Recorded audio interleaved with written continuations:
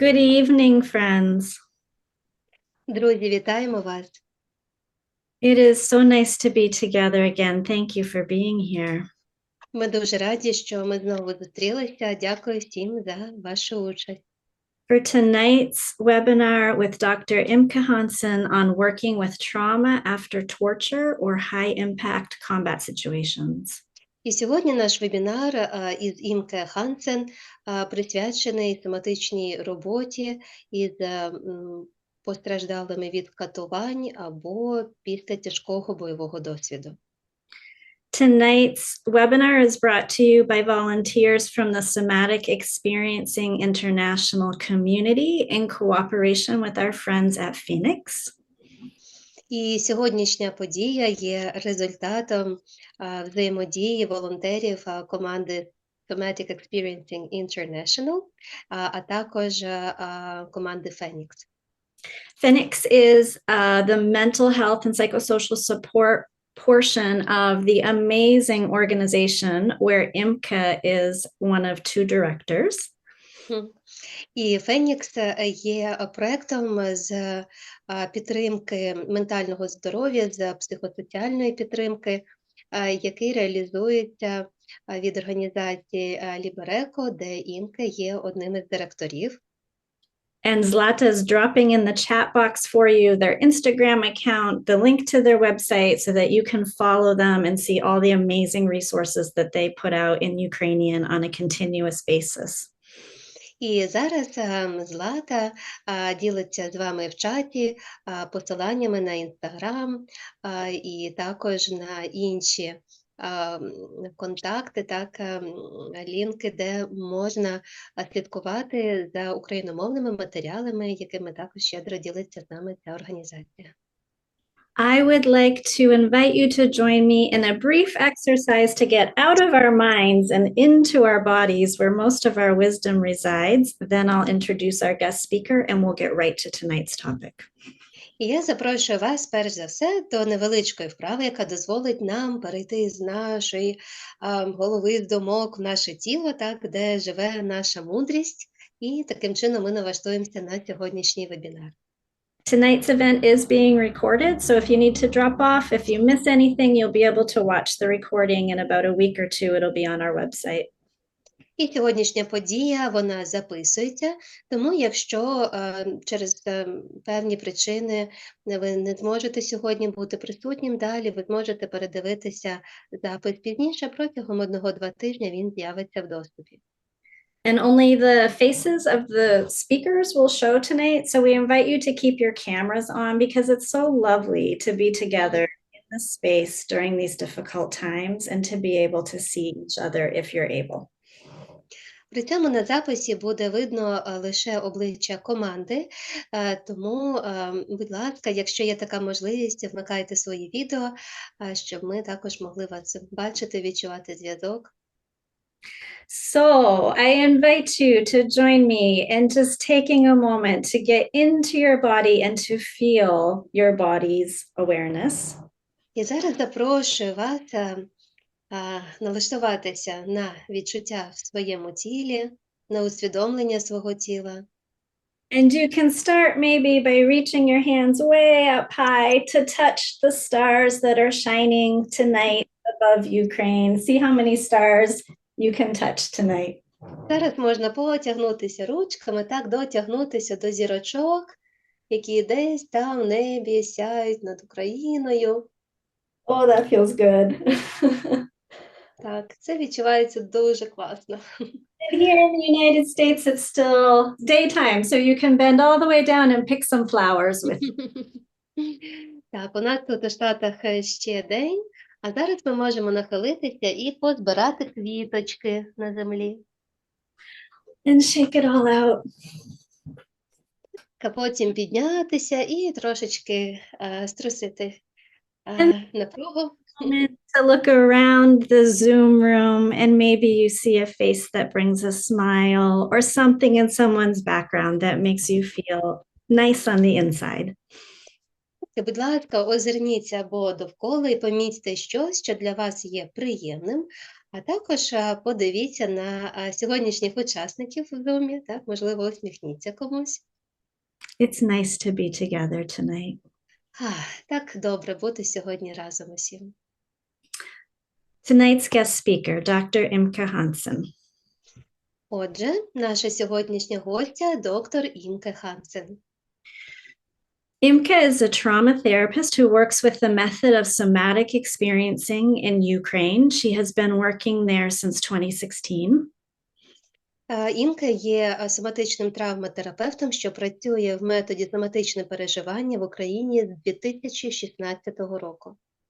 She has been working with tortures of survivor and their families for much longer than that. She was an academic, a scholar before she came to Ukraine, and she specialized on the consequences of torture. І Імке ще до того, як працювати із постраждалими від катувань та їхніми родинами, вивчала цю тему в академічному середовищі. Вона є науковицею, яка, власне, досліджувала наслідки катувань.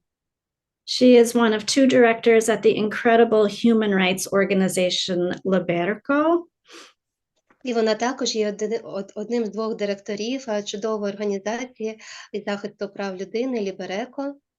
And she leads an amazing and incredible team of trauma therapists in Ukraine. We can tell you more about them perhaps at the end of today's session. І вона також керує чудовою командою травматерапевтів в Україні, і ми про це більше розкажемо сьогодні наприкінці нашого вебінару.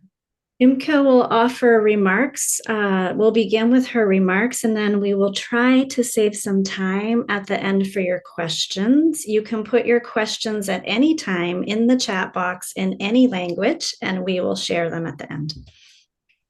Так, і Імке розпочне з презентації, і після цього у нас буде можливість для питань і відповідей. Будь ласка, нотуйте їх у чаті, і у спеціально відведений для цього час ми їх озвучимо, так, і зможемо обговорити з Імке.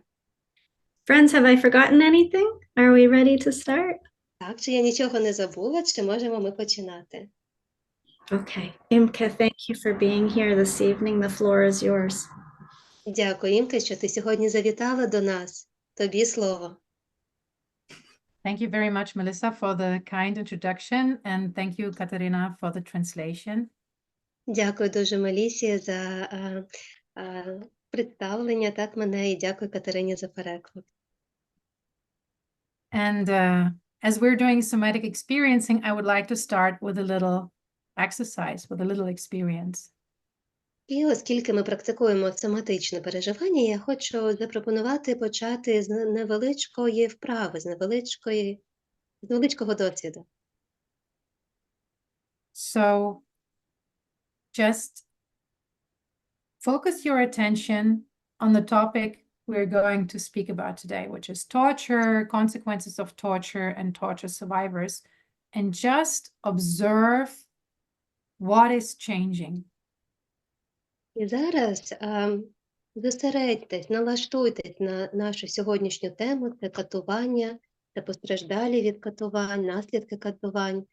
І відчуйте, що змінюється. And maybe you can sense some bodily sensations. Maybe there are some thoughts, feelings, images, or impulses. And you just observe them without judging them and without changing anything. І, можливо, ви помітите якісь тілесні відчуття, чи думки, чи почуття, чи, можливо, образи, чи якісь імпульси до дії. І просто спостерігайте за цим, не засуджуючи і не намагаючись щось змінити.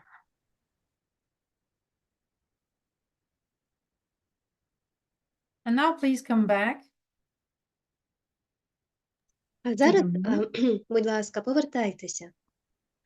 And maybe you could be so kind and drop a word or two in the chat about what you sensed and what you felt. І, And будь what you ласка, saw. якщо бажаєте, Поділіться з нами в чаті, що ви помітили. Так, можливо, щось побачили як образ, можливо, відчули в тілі. Що змінилося, що ви спостерігали? Yeah. I see anger, right, yeah. Я And, бачу, це і злість, так, і sadness, мурашки, fear, helplessness, right. We will get back to that. безпомічність. So Так, і torture, сум. okay, Yes, we- thank you. Torture is one of the topics the Russian war on Ukraine has brought into the life of people who had nothing to do with it before. І катування – це одна із тем, яку війна Росії в Україні принесла в життя людей, які раніше не мали з нею нічого спільного. Most individuals who are now forced to deal with the topic, and also society as a whole, was and is not prepared well enough for this. І більшість людей, а також суспільство в цілому, були і залишаються недостатньо підготовленими, так, до зустрічі із цією темою. And as you can see in the chat, even people who are just thinking about it, just reading about it, they're reacting with anger, with speechlessness, with helplessness, with fear, maybe even with immobility. І ми бачимо, що навіть у чаті, так, у нас виникають переживання у зв'язку з цією темою. Це гнів, це коли ми не маємо слів, так, навіть, щоб це описати, це безпомічність, це страх. Shock, unpreparedness, speechlessness, helplessness, and insecurity are neither conducive for empowering and supporting torture survivors, nor for creating an approach or a culture that is sensitive to their experience.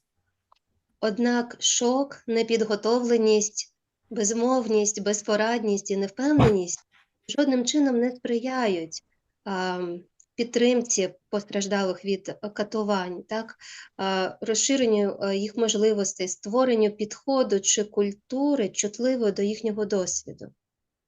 So in this lecture, I will bring up some ideas what could be conducive to supporting and empowering torture survivors and creating a culture that acknowledges their experience and supports them on their recovery journey without giving them the feeling of being alone and also without violating their boundaries again.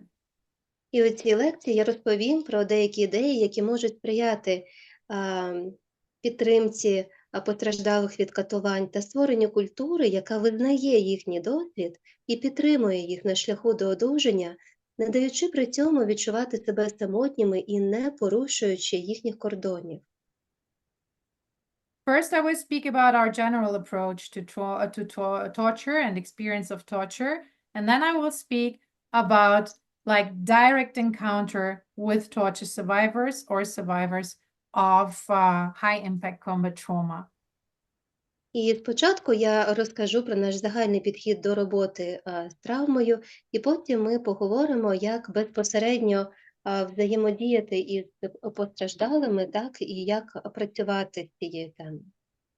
And if we have more time in the end, we will talk about how therapy, how professional somatic therapy for and with torture survivors can look like. І потім ми поговоримо про те, як може виглядати професійна травматерапевтична підтримка постраждалих від тортур. But this we do only if we have time, and if we won't have enough time, we will postpone that to another lecture. Але це ми зробимо лише в разі, якщо в нас буде достатньо часу. Якщо його буде недостатньо, ми проведемо ще одну додаткову лекцію на цю тему. So let's look at general approaches to trauma. And for that, I would like to read the definition of torture as it is on the Amnesty International website. І давайте подивимося на те, як визначаються катування організацією Amnesty International. This is a quote. I quote, "Torture is when somebody in an official capacity inflicts severe mental or physical pain or suffering on somebody else for a specific purpose. Sometimes отже- authorities torture, yeah, I read the whole thing. Sometimes authorities torture a person to extract a confession for a crime or to get information from them. Sometimes torture is simply used as a punishment that spreads fear in society. Torture methods vary. They can be of physical nature, like beatings and electric shocks. It can be of sexual nature, like rape or sexual humiliation. Or they can be of psychological nature, like sleep deprivation or prolonged solitary confinement.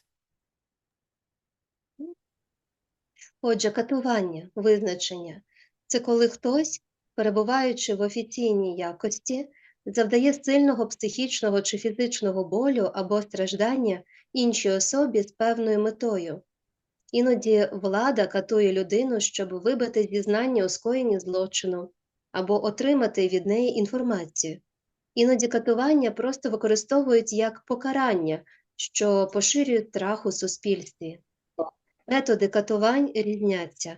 Вони можуть мати фізичний характер, наприклад, побиття та ураження електричним струмом, сексуального характеру, як зґвалтування або сексуальне приниження, або вони можуть мати психологічний такий вимір, наприклад, позбавлення сну або тривале ув'язнення в одиночній камері. I don't really agree that sleep deprivation is psychological torture, but this is not the main point I want to make right now.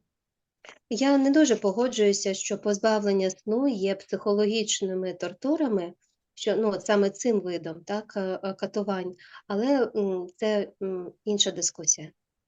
This definition, although surely written with the intention to support and protect torture survivors, thinks torture from the perspective of the torturer. Who does it? Somebody in official capacity. Why do they do it? To get information or punish. And how do they do it? By beating electric shocks and so on. І це визначення, хоча безумовно написане з наміром підтримати та захистити жертв катувань, розглядає катування з точки зору того, хто їх застосовує.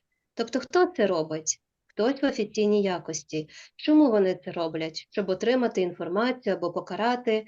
І як вони це роблять? Шляхом побиття, застосування електричного струму тощо. The victim of torture does not really appear in this definition. The person is merely the object of the torture, while the perpetrator is the acting and determining subject in this description. І людина, яка зазнає катувань, фактично не фігурує в цьому визначенні.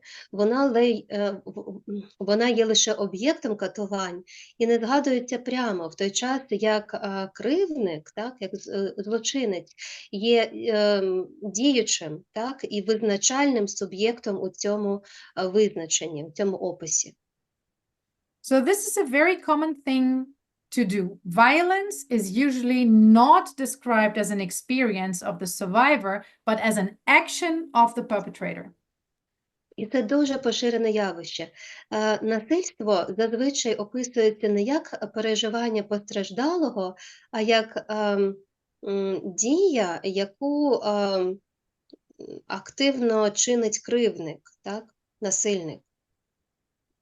However, such a definition or such a view of torture impacts the minds of the readers and creates collectively held images of torture. Однак таке визначення впливає на нашу свідомість, так, на уявлення читачів і створює такий певний колективний образ про катування. So consciously or subconsciously, people might view the survivor as a passive object without any agency, and this view is not conducive to approaching torture survivors in a respectful way. І як наслідок люди свідомо чи підсвідомо можуть бачити постраждалого від катувань як пасивний об'єкт без будь-якої волі. І такий погляд, він не сприяє поважному ставленню до постраждалих від катувань. I will quote now another definition by the US-based Center for Victims of Torture, in short CVT. І є ще одне визначення американського центру допомоги жертвам катувань. And the short form is CVT. I will say CVT all the time now. І скорочено цей центр, так, абревіатура англійською мовою звучить CVT. Отже, Імке буде використовувати це скорочення далі. I quote, "Torture is the deliberate and systematic dismantling of a person's identity and humanity. Torture's purpose is to destroy a sense of community, eliminate leaders, and create a climate of fear. Beatings and psychological torture are the most common forms reported to the Center for Victims of Torture, to the CVT." Отже, катування – це навмисне і систематичне руйнування ідентичності та людяності людини. Катування має на меті знищити почуття спільноти, усунути лідерів і створити атмосферу страху. А побиття та психологічні тортури є найпоширенішими формами катувань, про які повідомляють до Центру допомоги жертвам катувань CVT. And then they go on saying, CVT clinicians have documented more sophisticated forms of torture over the years, especially methods of psychological torture that do not leave physical scars. So they continue to talk what forms of torture CVT has documented. І далі вони кажуть, що клініцисти CVT протягом багатьох років документували більш такі, як приховані, тонкі форми катувань, особливо методи психологічних тортур, які не залишають фізичних шрамів. І далі further they write CVT clients, so survivors of torture, reported the following forms of torture, and then they have a list of the forms of torture that I will not quote now. І далі вони кажуть, що клієнти, які звертаються до цього центру допомоги постраждалим від катувань, повідомляли про наступні форми катувань, і далі вони перераховуються так дуже детально, але я зараз не буду озвучувати цей список. You can find that on the CVT website. На сайті організації є ця інформація. Так? So when you read this definition, there are two things that are absolutely obvious. І коли ми читаємо це визначення, тут є дві дуже очевидні речі. So first, they frame torture as something that is directed against a community, a collective, a society, and not a single person. По-перше, це акцент на тому, що катування спрямовані на вплив на всю спільноту, так, на все суспільство, і не лише на одну людину, так, чи на окрему групу. Yeah, they say torture's purpose is to destroy a sense of community, and that's what it does. That's actually the effect. Так, і там, зокрема, зазначається, що метою є зруйнувати ось це відчуття спільноти. The second thing that is visible here is that they let two groups speak, which is the CVT clinicians who work with torture survivors and the clients, the torture survivors themselves. І ще мова йде так про дві групи. Це клінічні спеціалісти, так, які працюють в цьому центрі, і також про клієнтів, так, тобто про постраждалих від тортур. So CVT allows clinicians and clients to speak for themselves. Тобто в даному випадку цей центр дозволяє і клінічним спеціалістам, і постраждалим, так, говорити від себе. And even though the content is similar to the amnesty definition, just the way it is framed gives the torture survivors more space and does not create an imbalance of acting perpetrators and objectified victims. І хоча ми бачимо, що в чомусь визначення збігається, але в тому, як воно сформульоване, є суттєва відмінність. Так? Це те, що є більше простору і менше ось цього дисбалансу, де кривдник, насильник подається так, як людина, що активно так чинить ці дії, і постраждалий як пасивний об'єкт, на який це спрямовано. So when we speak or write about torture, it is indeed crucial how we frame things. І коли ми говоримо про катування, дуже важливо, як ми це подаємо, так? Тобто, як ми це формулюємо. Torture survivors usually experience violations of dignity and personal boundaries. So we should be aware of how we depict the perpetrator and the person affected by torture. І дуже часто під час катувань порушуються кордони людини. І тому нам дуже важливо, коли ми говоримо про цей досвід, так, от, відповідно формулювати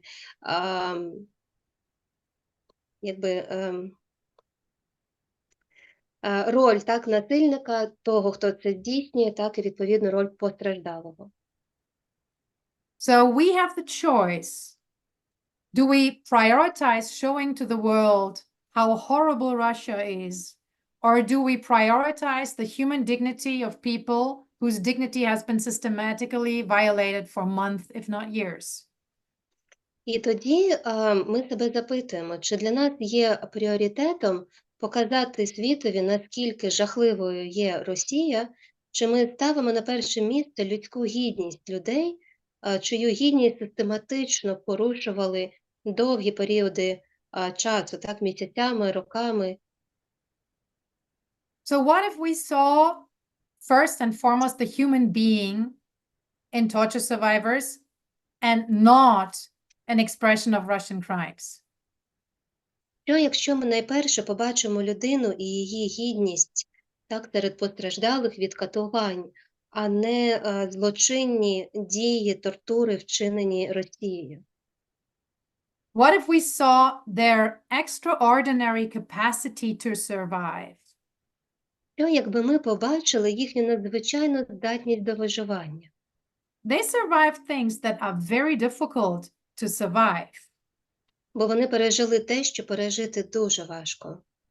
What if we see them as fellow human beings who have experiences we don't share, and who know things about human beings, about humankind, and about human capabilities that we don't know?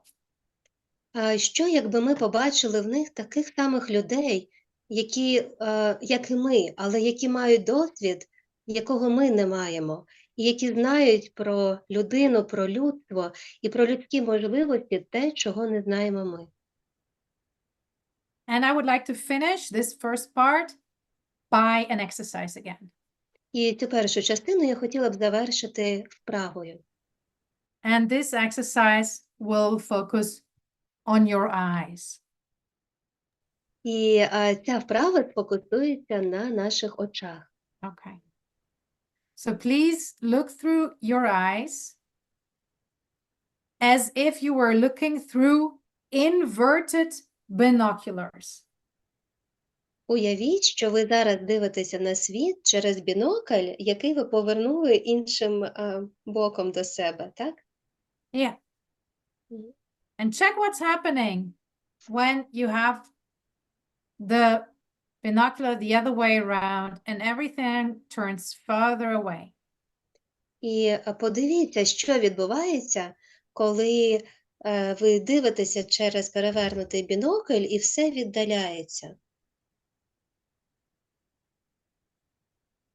And also look at the topic through these inverted binoculars, please. І спробуйте подивитися на сьогоднішню тему також через цей перевернутий бінокль. And check what is changing in your body while you're doing that. І коли ви це робите, помітьте, що відбувається у вашому тілі. Check what sensations, feelings, thoughts, images, or impulses are turning up. Помітьте, які відчуття, які думки, почуття, образи, якісь імпульси виникають всередині.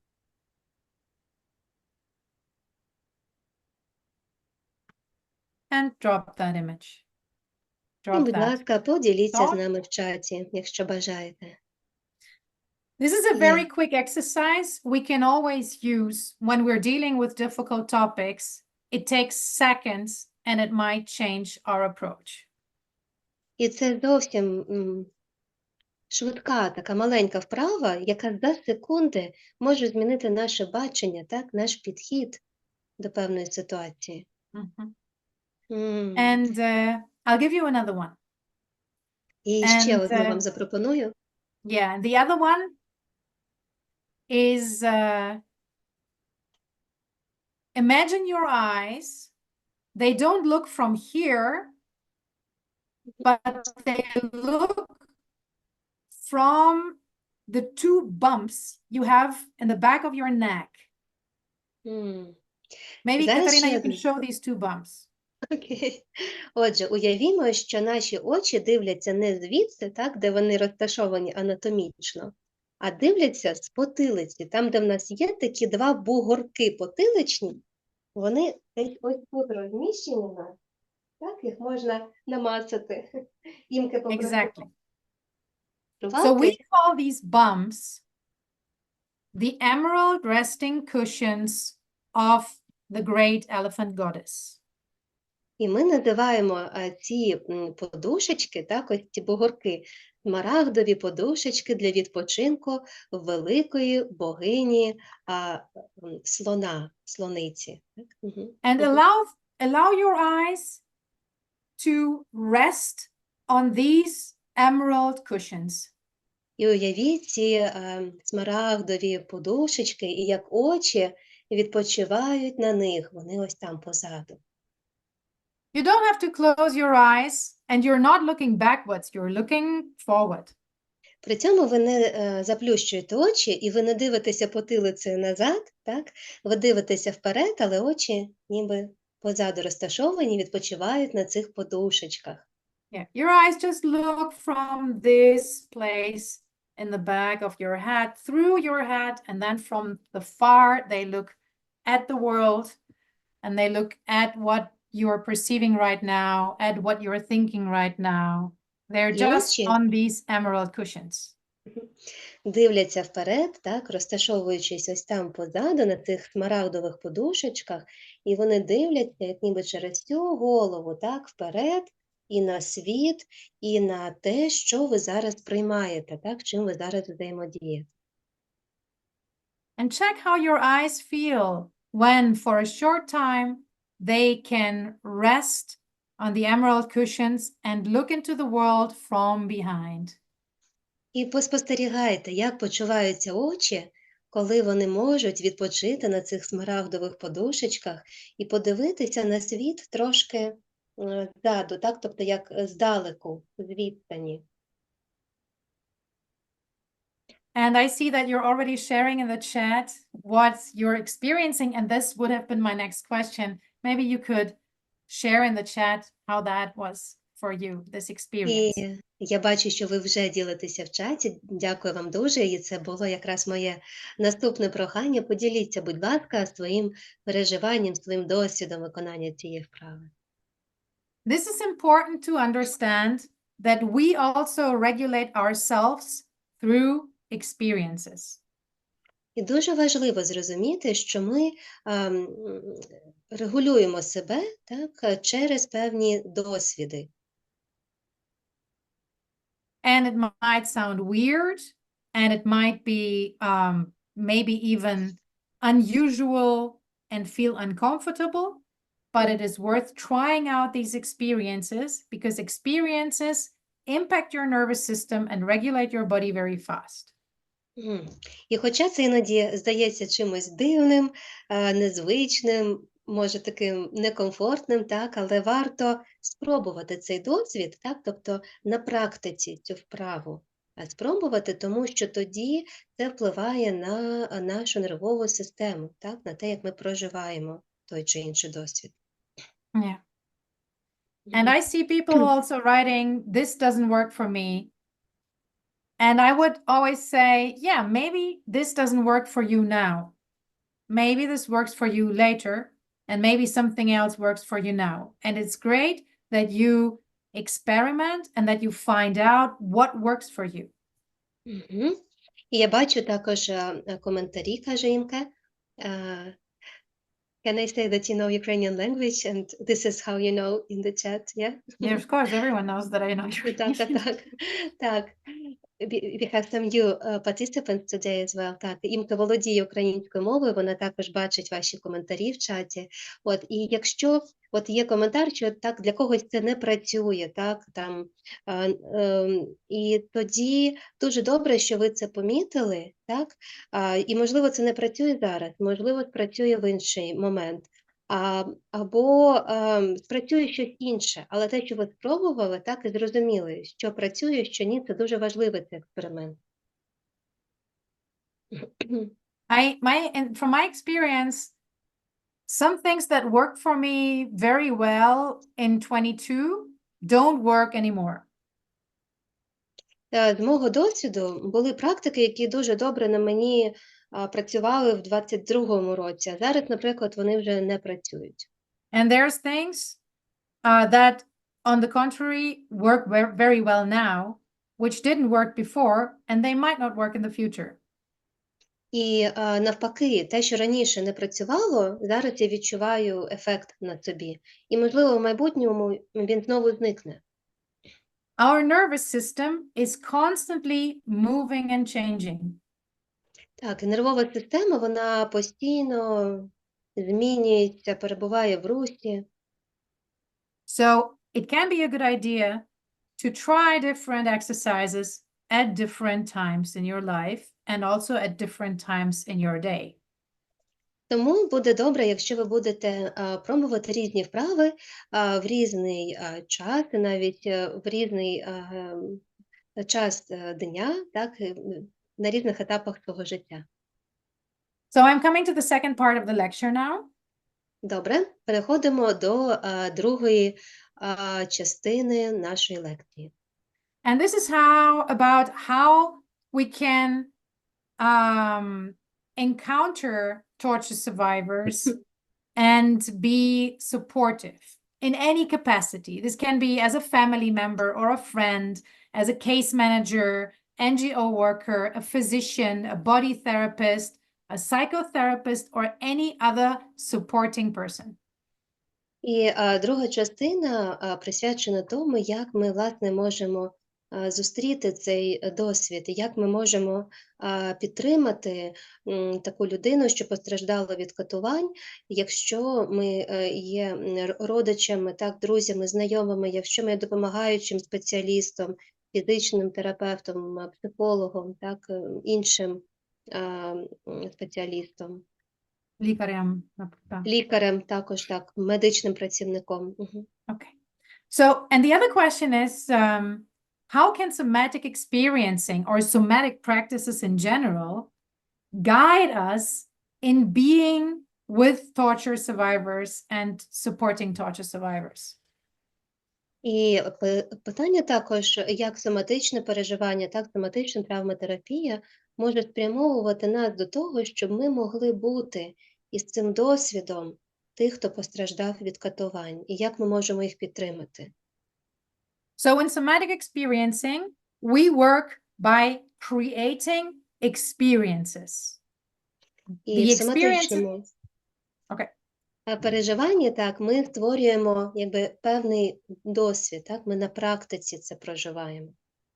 And the experience we want to create with the other person is an experience different from those experiences during the moment of overwhelm, during the traumatic moment. І нашою метою є створити такий досвід для людини, який буде інший, так, відмінний від того, що вона пережила під час травматичного досвіду. And you might say now, well, any experience with me will be different because I am not torturing the person, but this is not what I mean. І ви скажете, ну, досвід, який буде людина мати в спілкуванні зі мною, звичайно ж, буде інший, тому що я не є тим кривдником, так, тим насильником і катівником. What I mean is that we avoid any experience that could have a structural similarity to the traumatic experience, and instead we facilitate experiences that are on the opposite end of the spectrum of experiences. Але важливо, щоб ми у нашій взаємодії не викликали досвід, який хоча б трохи структурно так буде подібний до того, що людина переживала під час катувань. І натомість, щоб ми фасилітували, тобто сприяли так, зовсім іншому, протилежному, полярному досвіду до травматичного досвіду. So if the traumatic experience is on this part of the spectrum, we're looking for something that is in this part of the spectrum, on the other end of the spectrum. Тобто в нас є ось цей спектр, так, і ми шукаємо, що знаходиться на протилежному його боці, так, іншу полярність до травми.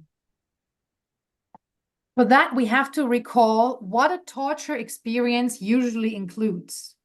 І для цього нам потрібно пригадати, а що зазвичай включає в себе досвід тортур і катувань. So now we will go through 5 qualities a torture experience usually includes. Зараз ми розглянемо з вами 5 складових досвіду катувань. The first one is boundary violation. Torture constantly violates all kinds of boundaries, like privacy, intimacy, self-determination, choice, dignity, everything. Перше – це порушення кордонів. Тобто катування постійно порушує всі види кордонів. Це приватність, інтимність, гідність, право обирати. So to avoid further boundary violations, we have to be very sensitive. We, as person encountering the torture survivor, we have to be very sensitive towards our own boundary and the other person's boundaries. Тому для того, щоб уникнути так, ось цього повторення досвіду порушення кордонів, нам, тим, хто взаємодіє з постраждалим, важливо бути дуже чутливим до власних кордонів, а також до кордонів цієї людини. And we also have to understand that after such profound boundary violations, people usually have problems to keep their own boundaries, and they have problems to sense the boundaries of other people. І нам важливо усвідомлювати, що після досвіду катувань людині дуже важко усвідомлювати власні кордони, так, і відповідно бачити, відчувати кордони інших людей. So if a torture survivor or a survivor of severe combat trauma always keeps this enormous distance to you, like this can be just because he cannot really sense his own boundaries, he cannot sense the boundaries of the other person, and he prefers to be in a distance not to violate boundaries. І тому, якщо ви помічаєте, що людина з досвідом катувань тримає дуже велику дистанцію з вами, так, от на відстані вас тримає, це пояснюється тим, що вона втратила здатність відчувати власні кордони, кордони інших людей, і як тримає цю безпечну відстань, щоб раптом не відбулося порушення кордонів знову. And when the opposite is the case, that a torture survivor is coming too close, is violating your personal boundaries, this is the same thing. Someone who cannot sense their own boundaries and also sense the boundaries of other people is always prone to violate boundaries. І так само можлива протилежна ситуація, коли людина надто близько так підходить, і вона порушує ваші кордони, так само не відчуває власних кордонів. І це теж пов'язано загалом із порушенням так, відчуття кордонів. But the opposite of a boundary violation is not allowing other people to violate my boundary. Але протилежним досвідом до порушення кордонів постраждалої людини не означає, що ви тепер дозволите їй порушувати ваші особисті кордони. The opposite experience is valuing and keeping my boundaries and also respecting another person's boundaries. Кожним досвідом буде піклуватися, захищати свої кордони і так само з повагою ставитися до кордонів постраждалої людини.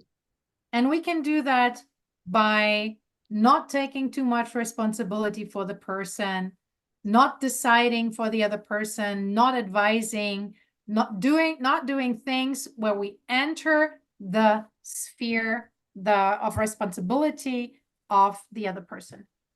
І ми це робимо чітко розуміючи, що ми не беремо на себе відповідальність за іншу людину, не забираємо в неї її вибір, не приймаємо за неї рішення, не радимо їй щось, і пам'ятаємо про здорову відповідальність, And we also don't expect things from the other person that might violate the person's boundaries. For example, when we are doing a training for torture survivors, and I don't expect these people to come by train because traveling in a train with other people can violate their boundaries. В тому числі ми враховуємо інший досвід, який може порушувати кордони. Наприклад, якщо ми запрошуємо постраждалих на тренінг, відповідний, ми не очікуємо, щоб людина прибула на нього, наприклад, на потязі, тому що в потязі часто є порушення кордонів. And this is a very important thing because very often in trauma care, we offer the torture survivors something that is accessible only through another boundary violation. Бо іноді допомога може надаватися постраждалим таким чином, що порушуються інші види їхніх кордонів. No, it's a little bit more it's a little bit more complex, right? Sometimes we offer trauma survivors, torture survivors, a service like a training that is only accessible through a boundary violation, which would be the train ride. Тобто, наприклад, ми можемо запропонувати тренінг для постраждалих від катувань, для тих, хто пережив травматичний досвід, але, наприклад, єдиним способом дістатися цього тренінгу для людини буде лише потяг, і от по дорозі це буде ситуація, де потенційно порушуються кордони. It doesn't have to be even a situation on the way, but the fact to be with many people in one place can already be a boundary violation. Навіть не про те, що може скластися якась ситуація, а про те, що навіть бути в одному приміщенні, в одному просторі з іншими людьми, де багато людей, це теж порушення кордонів уже. So just in general, we have to be aware that we cannot offer we should not offer services for torture survivors and demand from them certain things that we consider normal, but that might be a boundary violation for them. Тобто важливо, надаючи якусь допомогу, враховувати, що є речі, які для нас нормальні, але для людини, яка ту допомогу буде отримувати, для неї це буде досвідом порушення кордонів. The second quality I want to talk about, the second quality of torture experiences is lack of safety and control. It is total exposure to the will of others with no choice. І друга складова досвіду катувань – це відсутність безпеки і контролю. Це тотальна підвладність чужій волі. So everything you say or you don't say or you do or you don't do can be wrong. І все, що ви кажете або не кажете, робите або не робите, може бути неправильним. The opposite experience would be being in control and being able to choose. Протилежним досвідом буде мати контроль і мати вибір.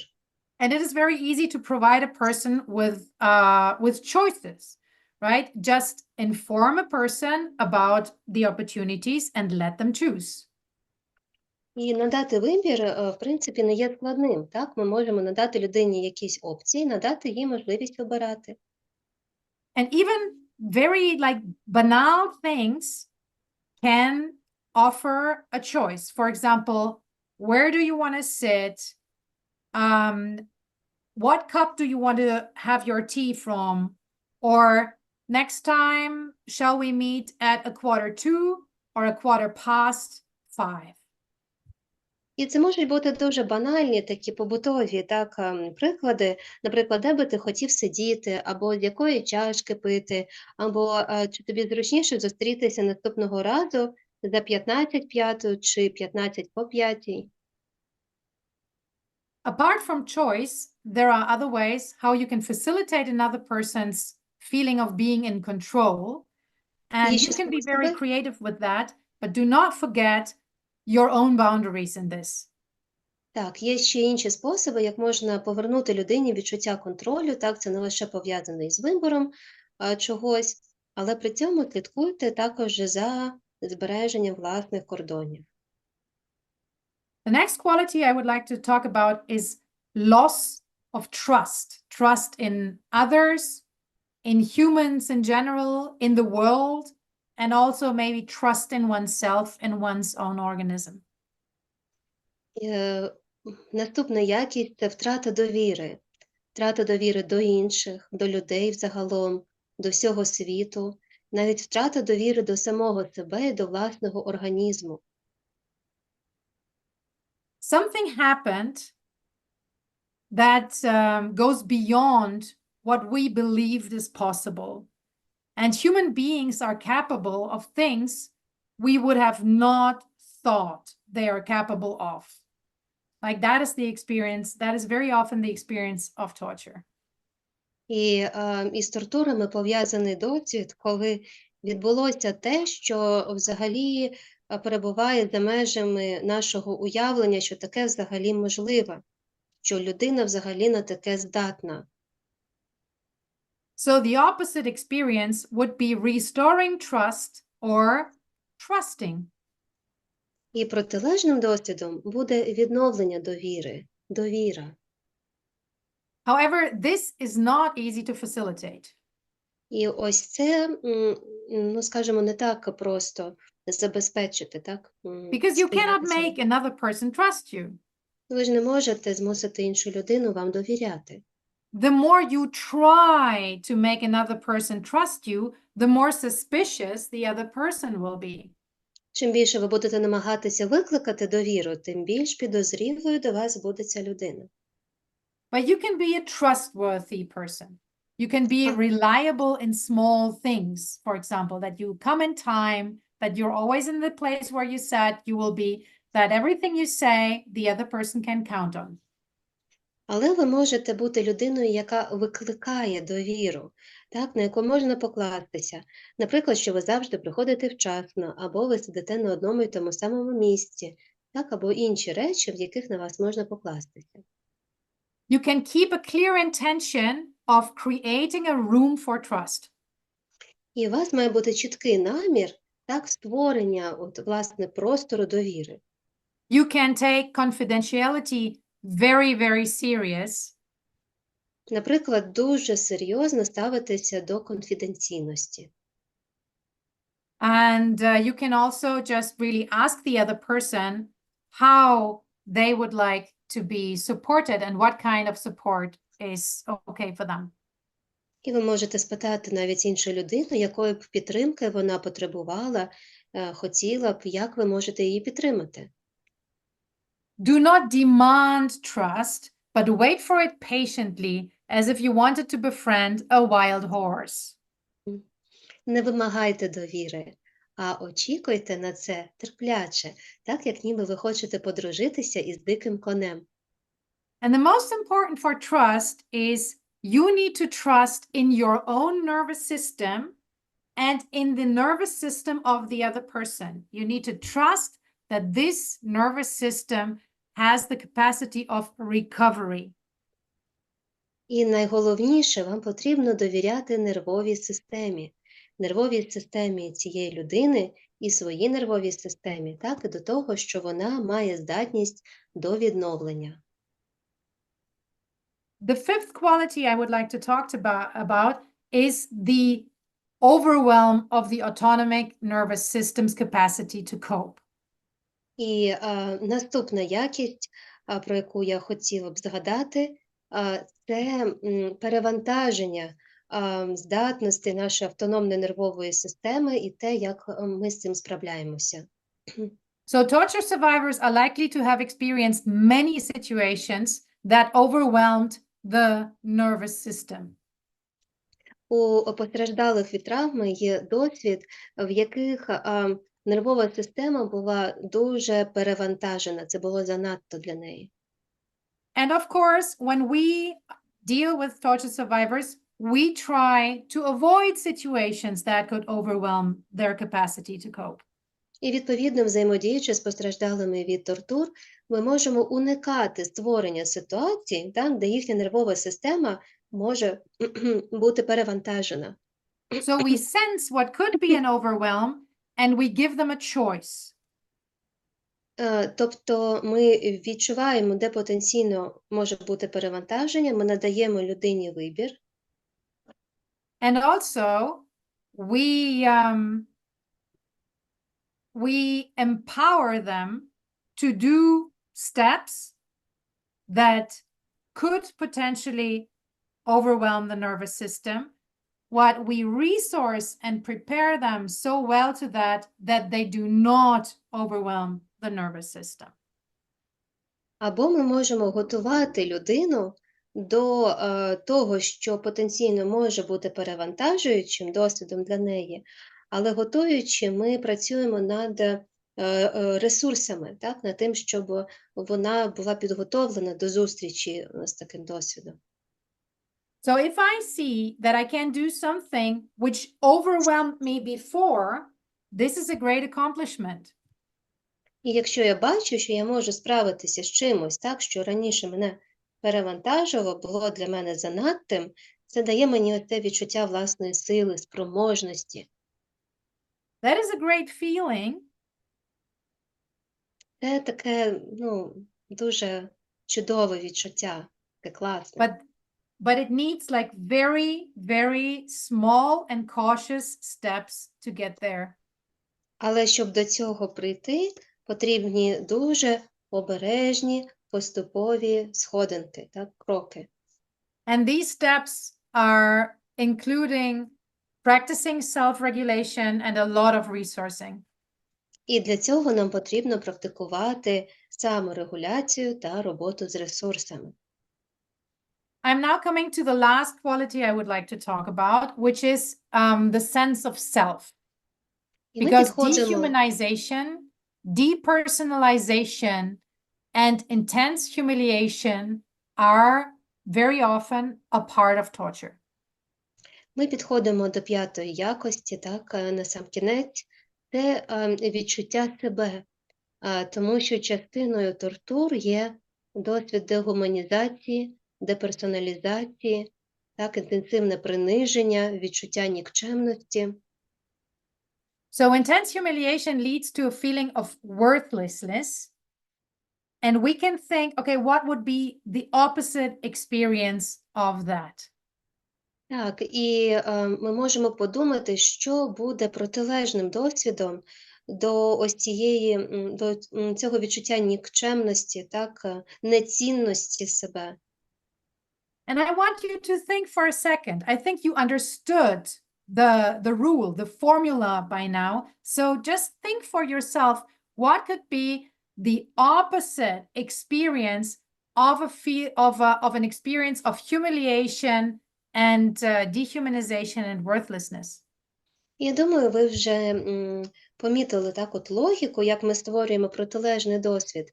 Давайте поміркуємо разом, що було протилежним досвідом ось ці дегуманізації, приниження, нікчемності.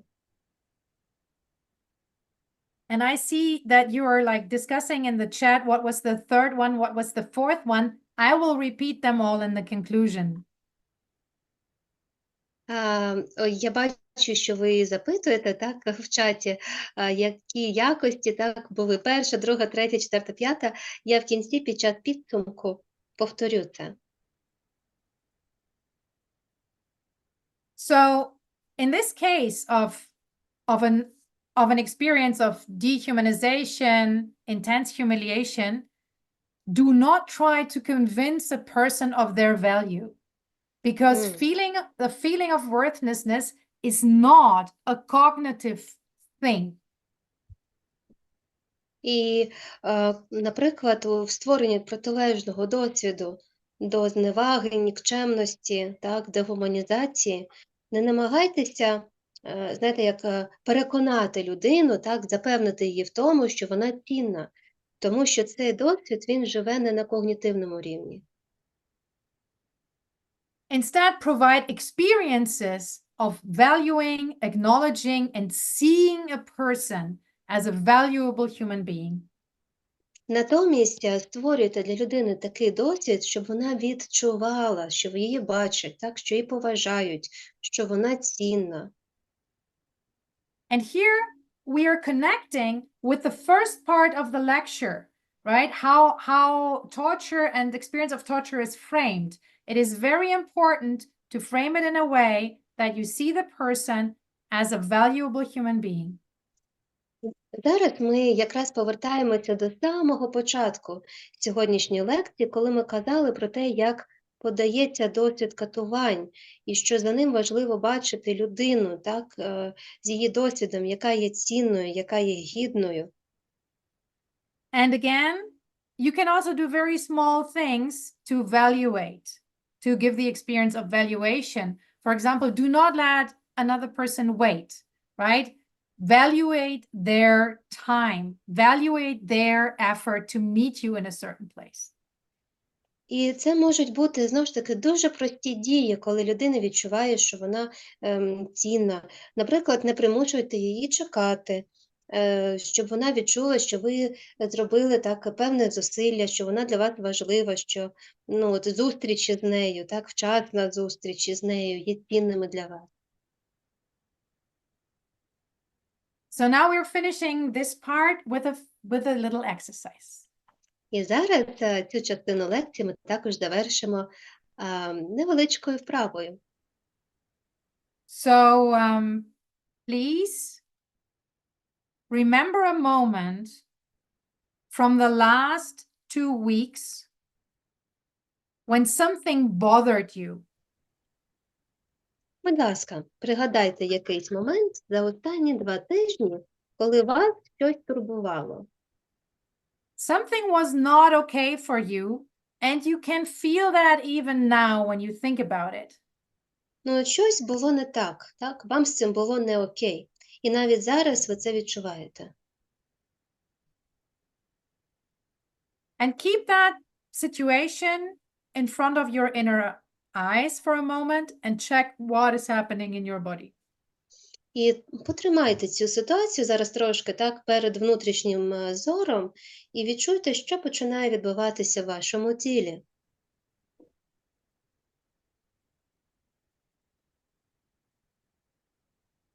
And now drop that and Зараз just let your body respond to the question, what would be the opposite experience?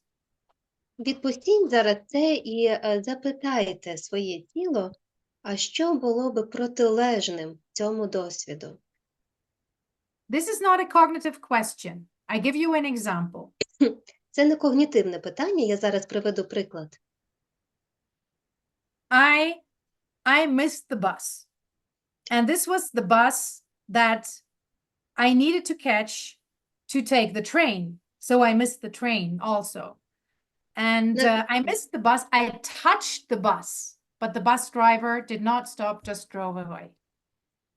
Отже, досвід був такий. Я не встигла на автобус. І через те, що автобус їхав до залізниці, я не встигла потім ще й на потяг. І водій поїхав прямо перед моїм носом. Я от доторкнулася, так, до автобуса, а він все одно поїхав. So my cognitive mind might say the opposite experience is you catch the bus, you come in time, doors open, you go in, you go with the bus. That's І the cognitive answer. моя свідомість, мій розум скаже, ну, протилежна ситуація – це коли ти встигла на автобус, прийшла вчасно, зайшла в двері, поїхала, всюди встигла.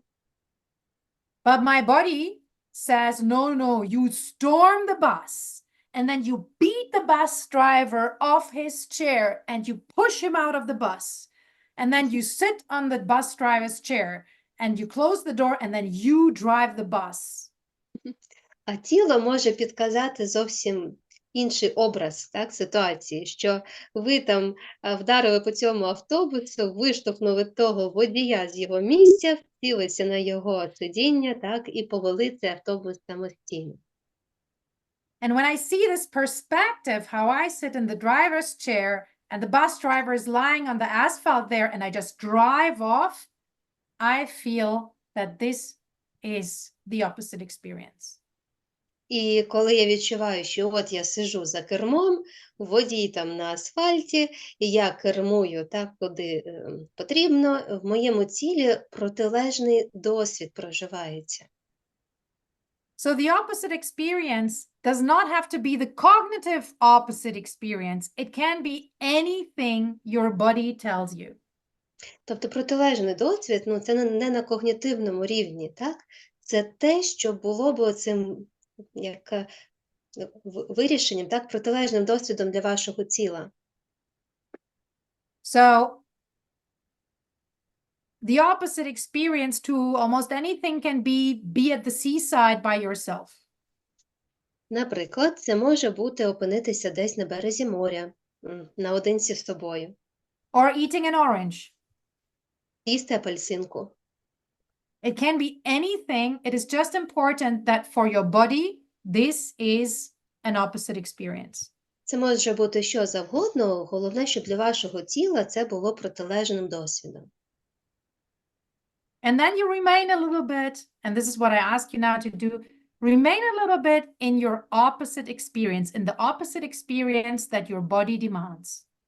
І зараз побудьте трошки в контакті із цим протилежним досвідом і відчуйте, як реагує тіло.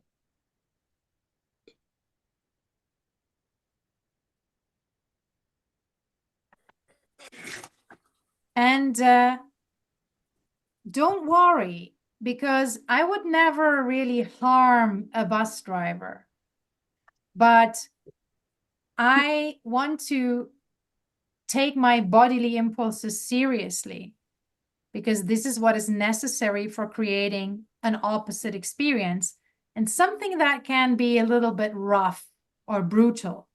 But this is not a preparation what we are going to do next time.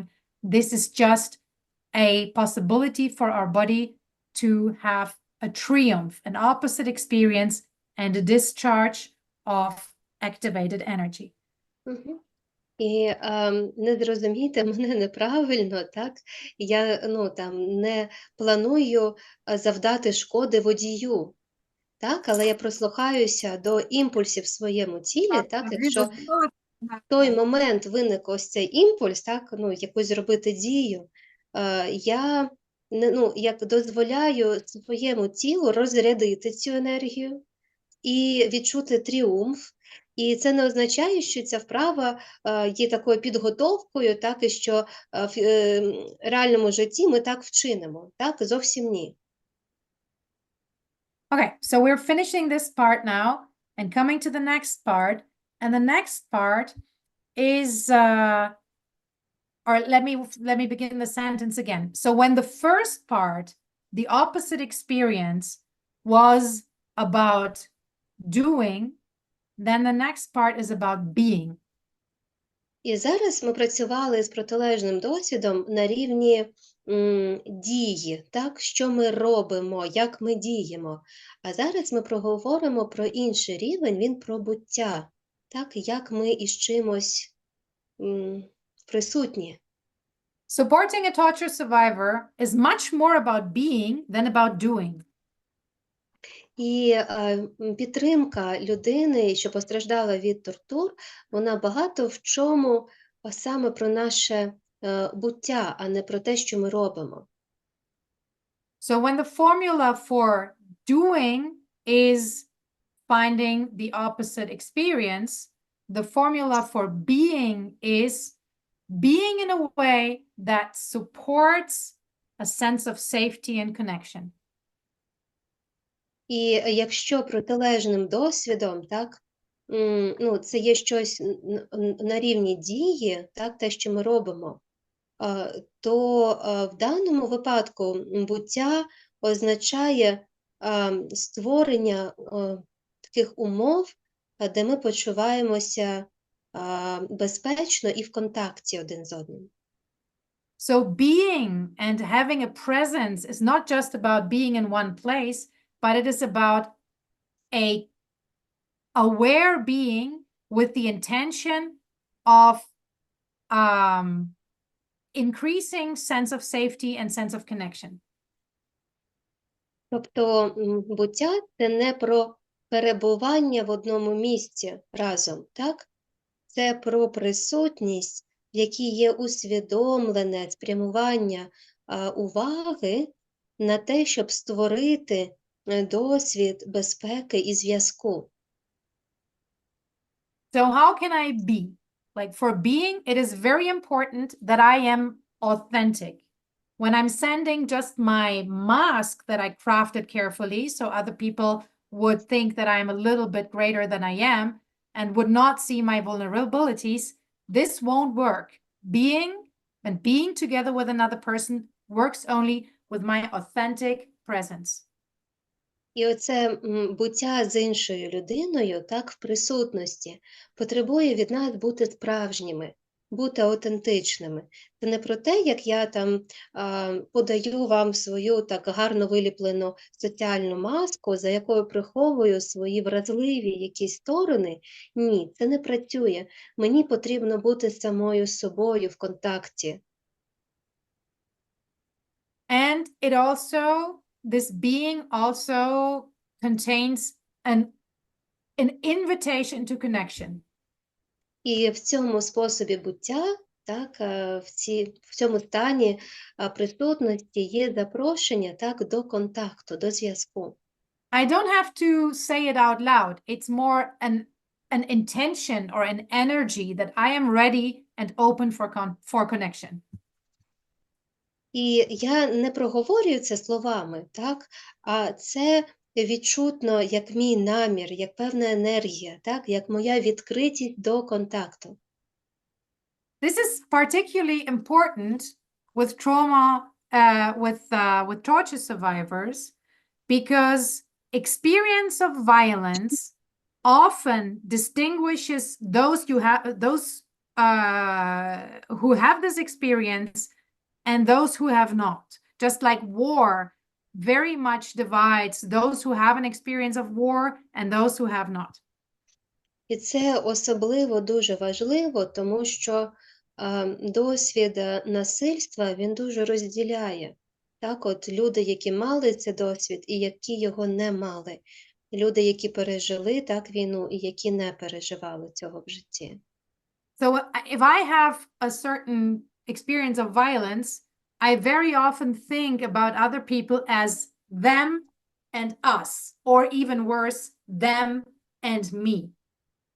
І дуже часто ця різниця як сприймається ми і вони, так? Або ще гірше я, так, і вони.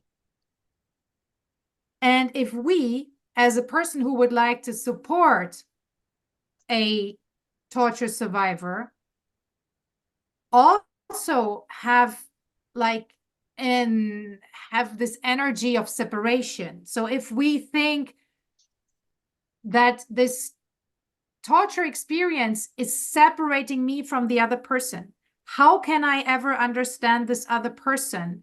How can I ever help this other person? Like, am I even capable of being with this other person because he's so different because of this torture experience? This is strengthening the disconnection. І тут важливо так ось це відчуття розділення, яке може бути в людини, яка прагне надати допомогу постраждалому від тортур, так, підтримати, але всередині вона думає, так, що або, як має цю енергію розділеності, так, думає, як я взагалі можу зрозуміти, так, цю людину, цей досвід катувань, він як стоїть між нами, так, як я взагалі здатний осягнути це, так, чи маю я там право, як я можу взагалі підтримати людину. Різниця між нами така велика, і таким чином ми ось цією своєю енергією, так, посилюємо ось цю розділеність. And so it might be a good idea to focus on something that connects you, on something that you have in common. And what you have in common is, of course, being human, being a human being. І тоді важливо зосередитися на чомусь, що є спільним для вас. А спільним є те, що ми є всі люди. So, again, it's nothing we say out loud, but it very much determines how we encounter another person. If we are coming with this fear, like, I don't even know how to talk to that torture survivor, or if we're coming with the energy of, I'm a human being meeting another human being. І є дуже велика різниця, коли ми заходимо самі в страху, що ми навіть і не знаємо, як з людиною тою почати бесіду, так, поговорити з нею, або ми заходимо з енергією, що зараз я, людина, так, зі своїм досвідом, спілкуюся з людиною, так, з її досвідом. And this brings us to the second point, which is to be authentic and human and supportive, you need to deal with your fear. І тут ми підходимо до того, що для того, щоб бути справжнім, відкритим до контакту, так, бути з цією енергією у взаємодії, нам потрібно працювати з власним страхом. And this we have to do before we encounter the person. І це ми маємо зробити, так, цю роботу із собою до зустрічі з іншою людиною. You can regulate yourself. І потрібно регулювати себе. You can get the support of Phoenix or any other MHPSS service to stabilize yourself. Ви можете звернутися по допомогу так у Фенікс або в іншу організацію, так, яка може допомогти вам в саморегуляції, так, надати підтримку. You can do more self-care. Можете більше піклуватися про себе. Whatever it is that helps you is great, because it is crucial when you are with torture survivors that your nervous system is well-oriented, regulated, and that you feel safe.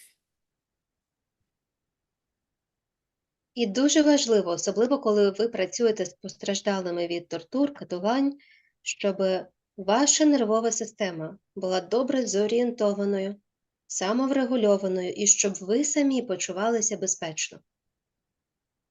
In somatic experiencing, we sometimes say that we lend our nervous system to another person so that person can contain and process a little more than their own nervous system would allow them to. І в соматичному переживанні ми кажемо, що ми, знаєте, як ніби надаємо в оренду, так, позичаємо свою нервову систему, коли у взаємодії можна витримати, так, сконтейнувати і пропрацювати те, що одна людина, так, одна нервова система не здатна зробити. Torture survivors might need to borrow another nervous system for a moment, even more than others. І люди, що пережили катування, тортури, можуть ще більше навіть мати потребу, ніж інші, так, в тому, щоб була ця підтримка іншої нервової системи, так, для роботи з їхнім досвідом. So the most important you can do for them is care for your own nervous system. Self-regulate, make sure that you feel resourced and that you feel safe.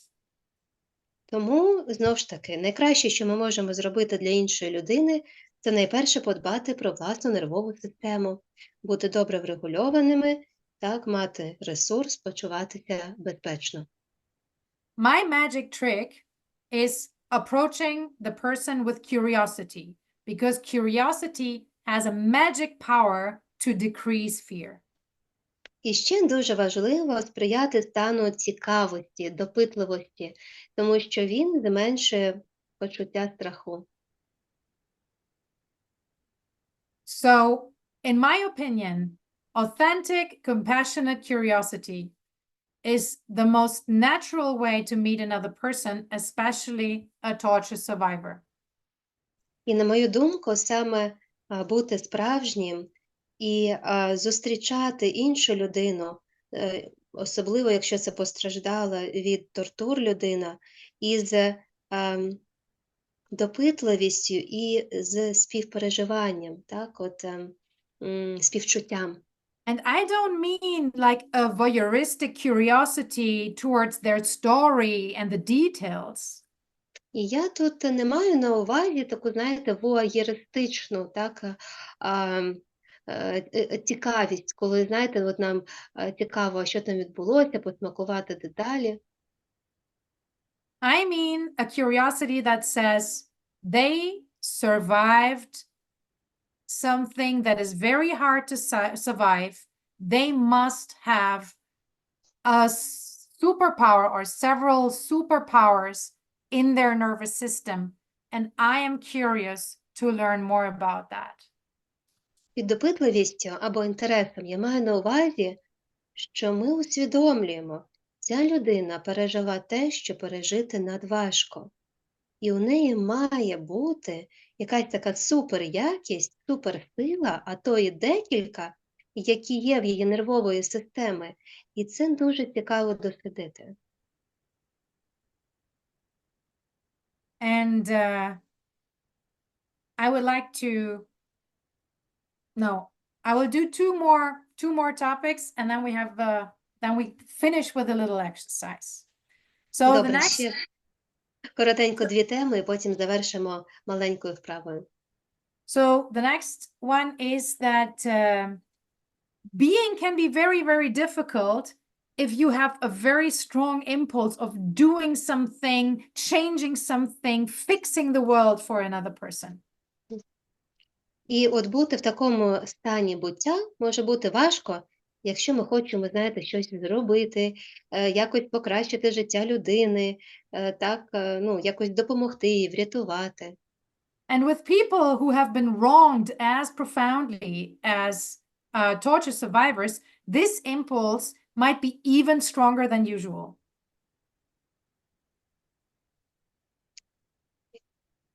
If you could repeat this, please. Yeah. If we deal with people who have been wronged very, very profoundly, like torture survivors, this impulse can be even stronger than we usually perceive it. І нас, yes? І нас. Окей. Так, і виходить, що якщо особливо ми працюємо з людьми, які зазнали катувань, тортур, у нас ось цей імпульс, так, може бути ще більший, ніж він нам зазвичай притаманний. Так, ось, ну, цього допомогти, так, діяти і так далі. If we follow this impulse, we are risking to be so busy with doing that we lose our fine-tuned perception of what is there now and what needs attention now. І якщо ми будемо дуже зайняті ось цим робити, діяти, ми втратимо ось це дуже тонко налаштоване сприйняття того, що є зараз, так, в цей момент. And just for orientation for Katarina, I'm now on the top of page 7. Yeah, because I'm interpreting you, yeah, from your words, yeah. Okay. So moreover, when we follow the impulse, we risk to slide into a rescuer role, trying to fix things for the other person, but that is impossible. Більше того, ми ризикуємо скотитися до ролі рятівника, намагаючись все виправити, але це неможливо. We can only fix things with another person, or even better, we can empower and support the other person so they can fix it themselves. Але ми можемо виправити ситуацію лише разом з іншою людиною, а ще краще наділити її силами і підтримати, щоб вона могла виправити ситуацію для себе самостійно. So when we feel this strong impulse, this can come with a feeling of being useless or helpless if I don't do anything. У нас іноді може виникати відчуття безпомічності, безпорадності, якщо я як нічого ніби не роблю із тим.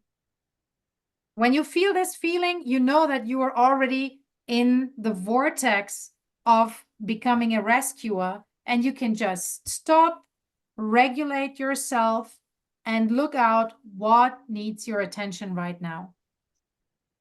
І якщо ви бачите, що от вже іде таке як схиляння в бік ролі рятівника, важливо зробити паузу, зупинитися, самоврегулюватися, зорієнтуватися і подивитися, що має бути наступним кроком.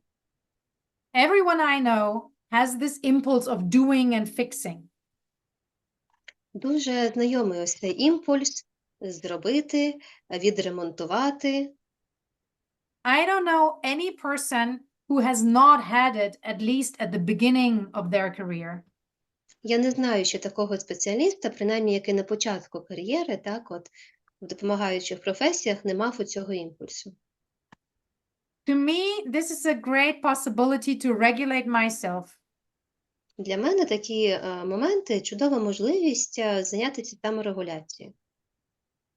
And make space for a new solution that comes up in this space between me and the torture survivor. І таким чином створити ось цей простір спільний між мною і постраждалим від катувань, де виникне якесь нове рішення. I'm coming now to the last aspect I want to talk about, and this is empathy and responsibility. Two things that are often misunderstood. І на сам кінець поговоримо про емпатію та відповідальність, які часто не зовсім вірно розуміються. Так? Це остання частина наша сьогодні, маленька. Empathy is the ability to imagine yourself in someone else's shoes, and it does not require action. Емпатія – це здатність уявити себе на чиємусь місці, і вона не вимагає дій. Often, we confuse empathy with our desire to fix a problem or cheer up the other person. Часто ми плутаємо емпатію з бажанням вирішити проблему і підбадьорити іншу людину. And we can succumb to the urge to appease, give advice, or present our opinion, but this is not empathy.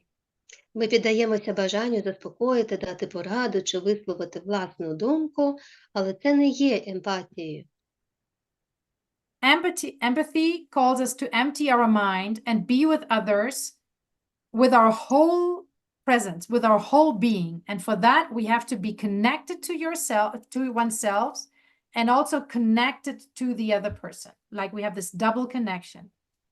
Емпатія закликає нас звільнити свою свідомість, свій розум і бути з іншою людиною, слухати усім своїм єством. І для цього ми повинні бути в контакті з собою і з іншою людиною, тобто ось такий подвійний контакт. When people tell me that they are too empathetic, or that empathy harmed them, their own empathy harmed them, then I understand that either they confused empathy with fixing someone else's problems, or they lost the connection to themselves.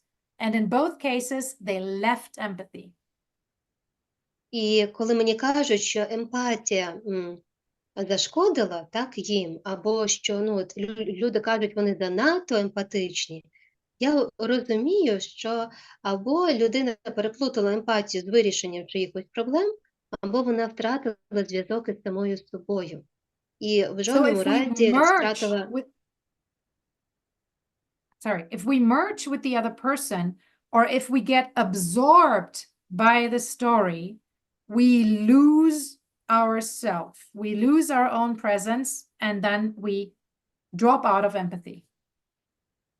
Якщо ми зливаємося з іншою людиною, якщо нас поглинає її історія, ми втрачаємо контакт із собою і, відповідно, втрачаємо емпатію. Empathy also creates a temptation to misunderstand responsibility. І також емпатія створює невірне таке, якби, розуміння відповідальності. Empathy does not mean that I take responsibility for another person. Емпатія не означає, що я беру відповідальність за іншу людину. On the contrary, taking responsible for others is a boundary violation. Натомість, коли ми беремо на себе відповідальність за інших, це є акт порушення кордонів іншої людини. So we have to be clear that we are responsible for our feelings, for our thoughts, and for our actions.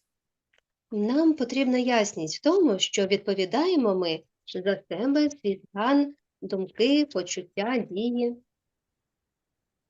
And we also have to have clarity that the torture survivor has no responsibility for what happened to him, but is responsible for his thoughts, his feelings, and his recovery. І також важливо означити те, що людина постраждала від катувань, не відповідає за те, що з нею було вчинено. Вона відповідає за свої думки, почуття і за своє відновлення.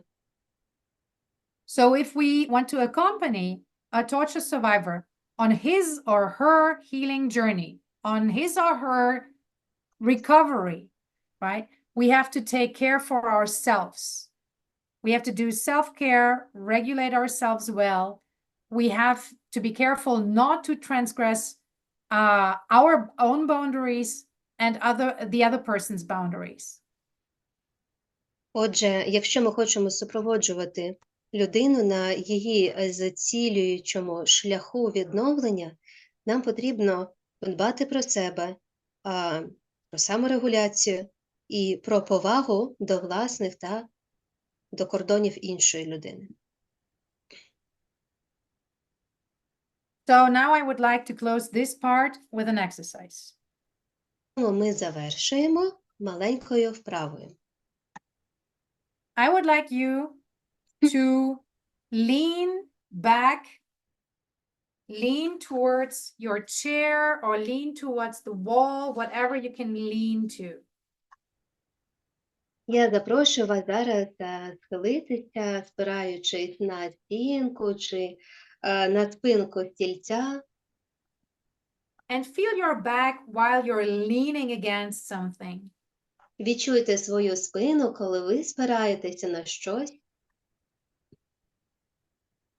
And maybe you can even observe your breath without changing anything and just observe how your breath is also entering your back.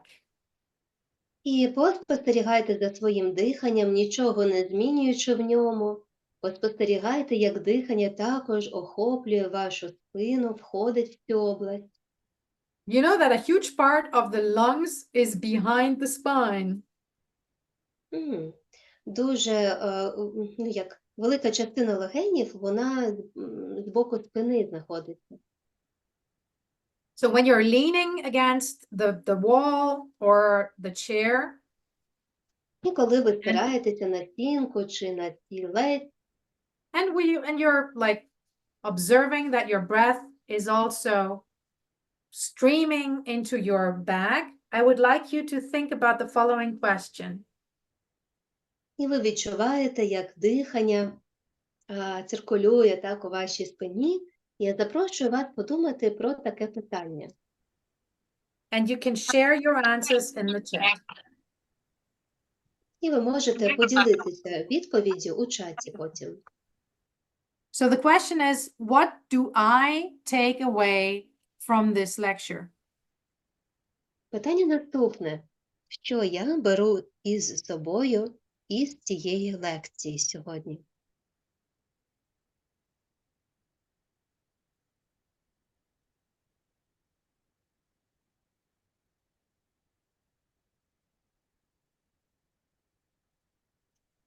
And you can share in the chat. And of course, you can also sense, like, while I'm leaning against the chair and thinking about my takeaways from this evening, what do I sense? And how do I feel with it right now? Ви можете поділитися в чаті, а також спостерігати, коли я сиджу, спираючись на опору, так, на стілець. І коли я думаю про те, що я беру сьогодні із собою після цієї зустрічі, як змінюється стан, так, які відчуття з'являються в тілі. What I would like you to take away today is two things. І ось дві речі, які я б хотіла запросити вас взяти із собою. It's actually 2.5. Навіть 2,5. It is being is more important than doing. And an authentic, compassionate being present, is in most cases already the best thing you can do with for a torture survivor. Перше – це важливість буття, а не робіння, так, от, діяльності, коли ми робимо щось, так, тому що ось це співчутливий стан присутності, він зробить набагато більше у взаємодії з постраждалими від катувань. And please remember to keep the intention of your presence in the direction of supporting a sense of safety and supporting a sense of connection. І що важливо, тримати намір, щоб ось цей стан присутності сприяв також атмосфері безпеки і зв'язку, контакту. And the last thing is, when the key for the being is the intention towards sense of safety and sense of connection, then the key for the doing, what we also do, of course, is creating opposite experiences. І якщо ось цей стан присутності, співчутливості, так, аутентичності, допитливості, це все ключики до ось цього буття, то до дії, до робіння ключиком є створення протилежного досвіду, протилежного проживання. And for that, I have to allow myself also to do opposite experiences. Для цього мені потрібно і самій собі дозволити робити ці протилежні досвіди. I allow myself to be more regulated in situations that are challenging. Дозволити собі бути більш врегульованою у непростих ситуаціях, так, в якихось викликах. And allow myself to find a little bit of safety, even in situations that are unsafe. І дозволити собі віднайти більше безпеки навіть у небезпечних ситуаціях. So working with yourself, training self-regulation, practicing to allow yourself to be authentic, engage in more being than in doing, and improving your presence are all things that you can do to empower and support torture survivors whenever or wherever you meet them. І тому фокусування на роботі над собою, саморегуляції, тому, як дозволити собі бути аутентичним, справжнім, так як більше бути в цьому стані буття, аніж робіння, в присутності, дозволить найкращим чином підтримати і дозволити людині, що постраждали від катувань, віднайти знову ось цю внутрішню свою силу. And I would be very happy if you started or continued your preparation for your next encounter with a torture survivor today. Я буду дуже рада, якщо ви вже сьогодні почнете готуватися до такої можливої зустрічі із людиною, яка постраждала від катувань. Вже сьогодні. Thank you very much. Дякую вам дуже. Imke, thank you. Your lectures always leave me with lots to think about, as well as practical tools that I can use immediately. Після твоїх лекцій я завжди почуваю, що ще стільки хочеться відрефлексувати, і також, що в мене є прості, конкретні інструменти. I know that there were a few questions. We're short on time, but I promised at least one participant I would slip this in. Так, у нас часу небагато, але ми хочемо ще дати можливість принаймні одному учаснику висловитися. Going back to the binoculars exercises at the very beginning, would you use both of those, in what order or what different situations? How can we most effectively use those? No, sometimes I use Wait, the Katerina needs to. Було питання про найперше вправу, пам'ятаєте про перевернутий бінокль і про смарагдові подушечки слонихи, богині. Як ми їх використовуємо разом, по черзі, одне інше? I would use one of them. Я використовую щось одне із них. I try to use different experiences, different exercises at different times throughout the day, so I don't forget about them and I can access them whenever I need. And then whenever I need it, the right exercise is just coming into my mind. Я практикую різні вправи в різний час дня, щоб напрацювати ось цю навичку, і тоді в потрібний момент, я застосую те, що буде саме тоді актуально. And sometimes I also make myself a note to my computer, like that can say, for example, unclench your jaw. Я іноді, знаєте, ще роблю такі нотаточки, такі наклейки на комп'ютер. Наприклад, розслаб щелепи, не стискай зуби.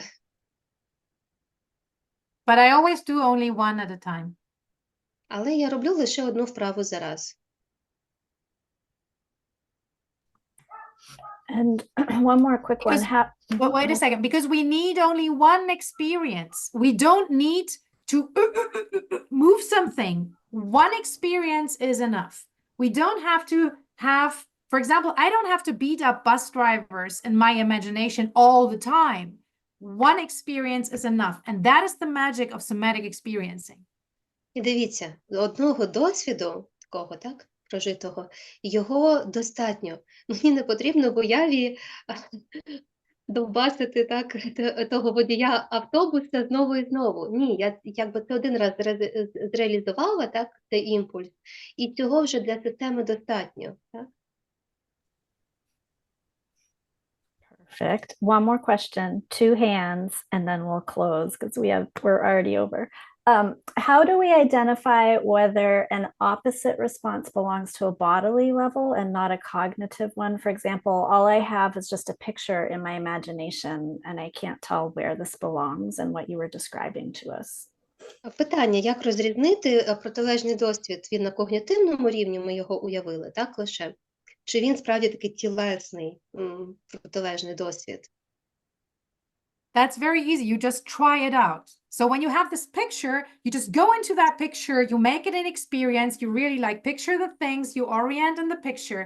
And if it works, if it shifts your nervous system, this was a bodily suggestion. Насправді ми це пробуємо. Так? Ми уявили щось, подумали про якийсь протилежний досвід, ми туди, знаєте, пірнули, зорієнтувалися в ньому, так, відчули. І якщо в нашій нервовій системі відбувся цей штовх, так, ось ця зміна, то це тілесний досвід, так, він спрацював. Or it was a cognitive suggestion that our body took up happily. І, можливо, це був якийсь когнітивний протилежний досвід, так, який ми потім прожили, і наше тіло його дуже охоче взяло, так? But that's not important. What's important is what works, right? And to find out what works, you need to try it out. Так, важливо саме те, що працює для вас, і вам потрібно це перевірити на собі, так, щоб віднайти. So, Imke, are you saying that somatic experiencing is also somatic experimenting? Oh, very much, very much. Yeah, that's what I say. Меліса каже, мабуть, соматичне переживання – це таке соматичне експериментування. Так, Імка каже, саме так. Experiment and see what helps people find the answers that are inside. Так, поекспериментуйте, так, і відчуйте, що для вас працює зсередини.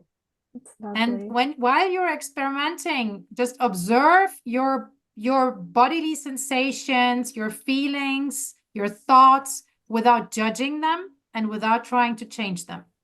Угу. І важливо, коли ми експериментуємо, спостерігаємо за своїми відчуттями, почуттями, своїми думками, ми їх не засуджуємо, так? Ми сприймаємо їх, як вони є, і не намагаємося змінити. I would like to take the two hands that are raised back to back, and then Imke can answer them at one time. Добре, я би хотіла зараз... Halina, you can go first, and then the next, and Imke will answer. Так, щоб ми вислухали два питання, в кого піднята рука, будь ласка, Галина, потім Ганна, і потім Імка відповість на два питання підряд. Можу говорити, да? Прошу. Добрий вечір. По-перше, хочу дуже подякувати Імке, хочу подякувати вам, Катю, і взагалі всій команді за таку чудову можливість. Питання у мене, я не до кінця зрозуміла в цей момент з протилежним досвідом. З водієм автобусу повернулась до нього. Тобто, наприклад, ми уявили, от така ситуація, тіло прожило і зовсім інакший досвід отримало на такому рівні уяви. Але ж потім ми повертаємось в ситуацію, яка фактично є. Ми спізнилися, ми не встигли. Чи не буде це додатковим навантаженням на нервову систему? Тобто, як ви тут лагідно продовжити цей позитивний досвід? Тому що ми то повертаємось в реалії ті, що існують. Угу. Звісно, ми завжди повертаємось в реалії, так? Але це не така проблема, тому що нам потрібен цей досвід, так? Ви, можливо, згадаєте, що Альберт Ейнштейн говорив, що цей ум, який попав в якусь проблему, не може вирішити цю проблему, так? Значить, нам треба така зміна, ми це називаємо в somatic experiencing, ми це називаємо shift. Так? Нам треба якийсь shift в нервовій системі. І shift в нервовій системі відбувається тоді, коли ми даємо себе інший досвід. Так? І це не означає, що нам треба вічно лишитися в цьому досвіді. Це просто означає, що наша нервова система вміє бути в іншому місці. Так? І сам факт, що наша нервова система розуміє, так, я можу бути в високій активації, але я також можу бути в таким спокійним, зарелаксованим стані при морі. Так? І тоді щось ще може відбуватися, і я знову активуюсь, і я знову регулююсь. Так? Досвіди, вони не закінчуються. Так? У нас кожна хвилина – це новий досвід. Так? Нам треба просто тримати цей динамічний баланс між досвідами, які для нас виклики, так? І досвіди, які нас підтримують, які для нас такий тріумф, або просто якась маленька перерва для того, щоб ресурсити себе. Sorry. No, no. Дякую. Katerina, just give us for the recording a quick summary. What was asked and what was responded. I can just Oh, say go, that Imke, quickly just tell for us the real quick. recording. So what I said is the question was how about when we have an experience, but then we have to get back into this bad reality anyway. And I quoted Einstein saying that the same mind that actually created a problem cannot solve the problem, and said that we need just this shift in the nervous system, and then we have a different approach to the same reality. We don't need to be all the time happy. We need like this dynamic balance. But for that, our nervous system needs to understand I can go up and I can come down.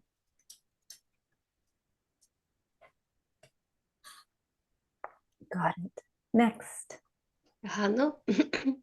Добрий вечір. Я хотіла вам подякувати голосом і сказати, що за той час, що я працюю з людьми, що піддавалися тортурами і були в полоні, ви одна з небагатьох лекторок, на лекції якої я просто втомилась кивати.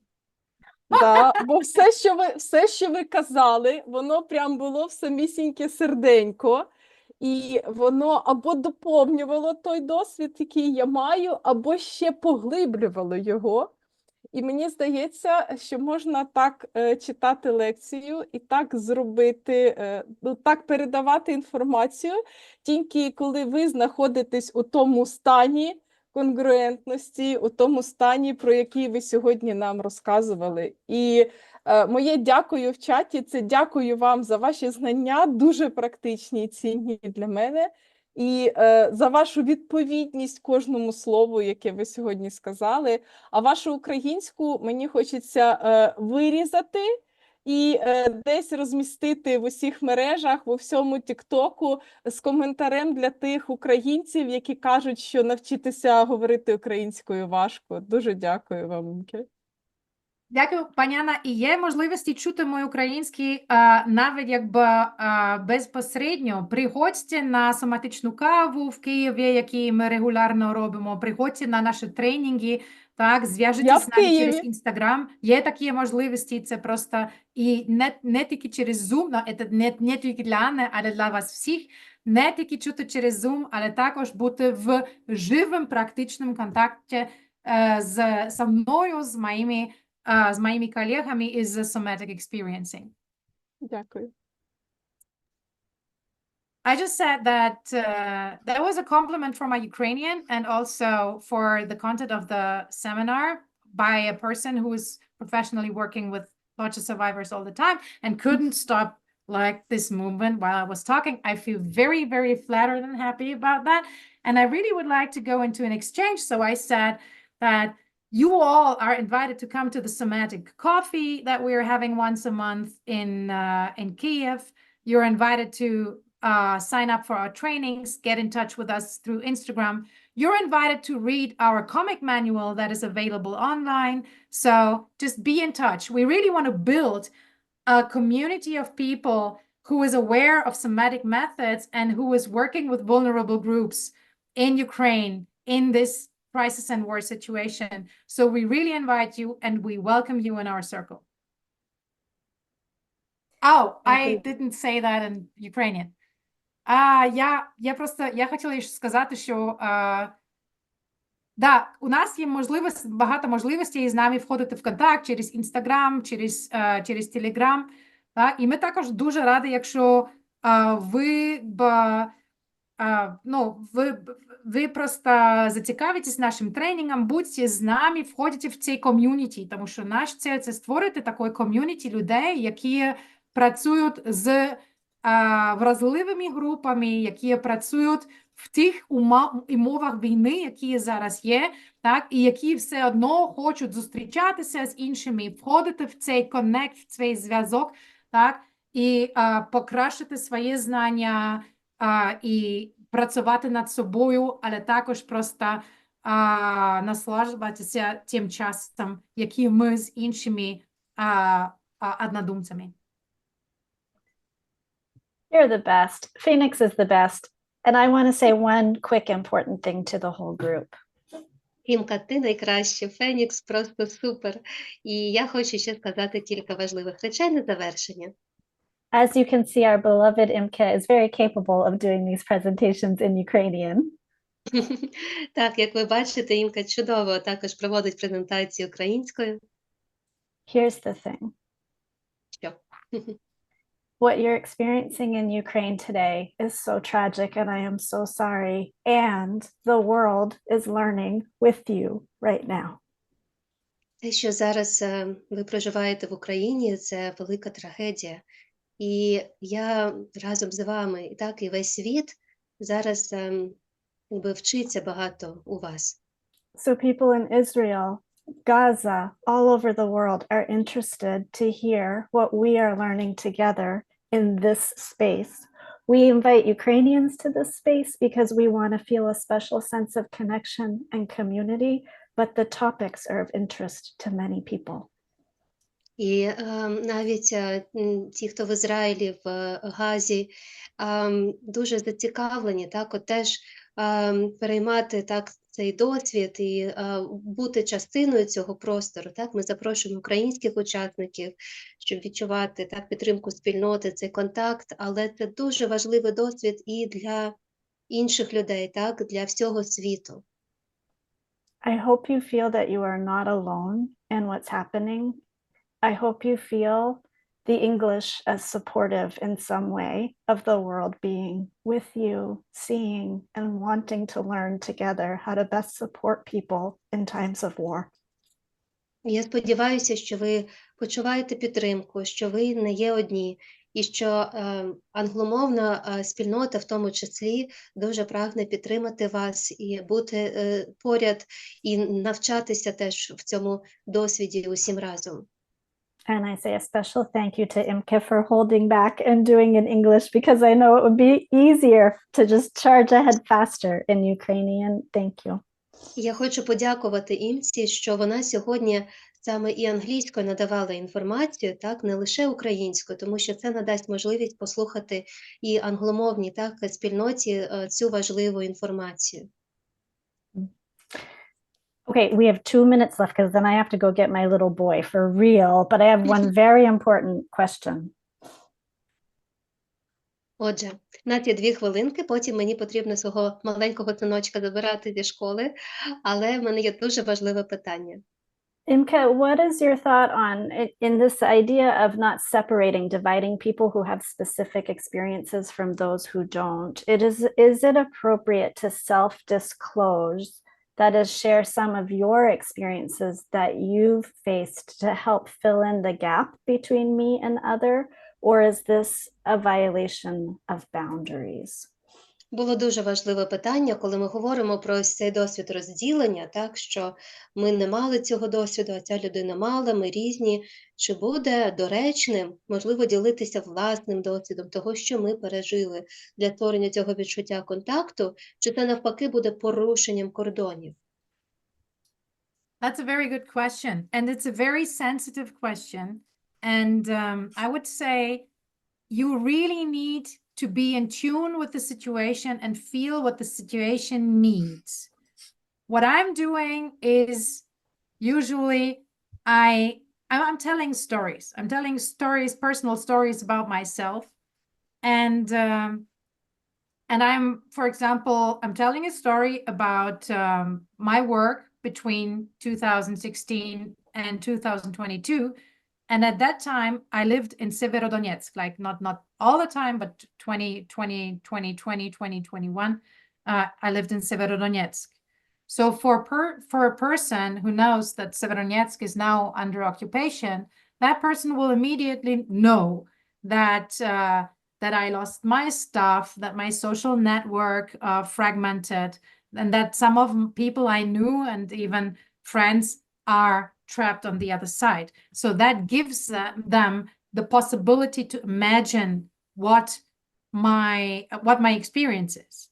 I would never say, I know what you feel, because I never know what you feel, right? But I can indicate in a very cautious and non-invasive way, when I hear you speaking, I remember this story, or I remember this place, right?